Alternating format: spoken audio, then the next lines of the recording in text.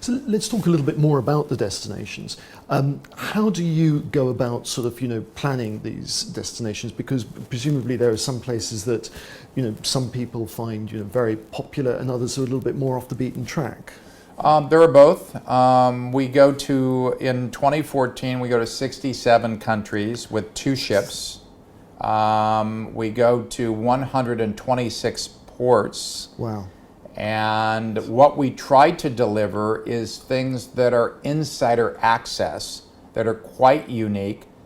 We have very unique programs to deliver that, a program called Amazing Evenings, where we create an entire event for the guest, a program called Nights in Cool Places, which is very interesting, and after you've had dinner on the ship, going out to the port and exploring it, and a whole program called Insider Access. All of these programs, when we're looking at a deployment to try to create it, we try to find things that are cool happening. So for example, we have a ship coming up in a few days. It's at the Grand Prix because it's very cool. Wow. We have a ship that will go to the Carnival in Rio. Yeah. So we look for world events. We're at the British Open, and everybody who's on the ship from around the world, believe me, is a golfer.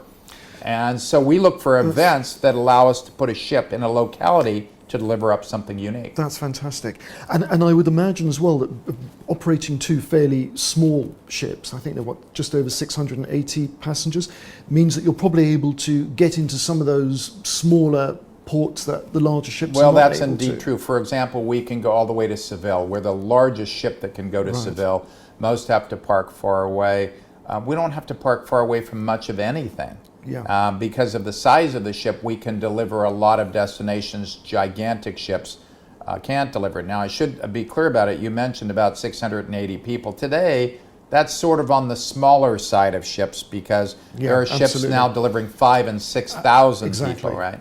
Yeah. So are there new destinations planned for sort of, 2015, 2016? Yes, it'll be our first time into the Pacific.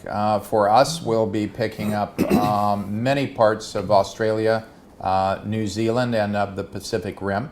That's pretty exciting. But every year, the itinerary planners look for additional ports that they check out that are off the beaten path, that can deliver a product that's somewhat unique, somewhat interesting, and they come back with great surprises every year. In some cases, they're ports I've never heard of, but I've heard of the destination. But they often use a port to get to a specific place as well. Sometimes it's merely a conveyance, an ability to convey the guest and get them to an area by visiting one place or another. But we have an Austrian planner, his name is Claudius Dosical, who's amazing. You should do a program with him one day because he's like a walking Google about ports and sights and sounds. Right. And he does an amazing job for us.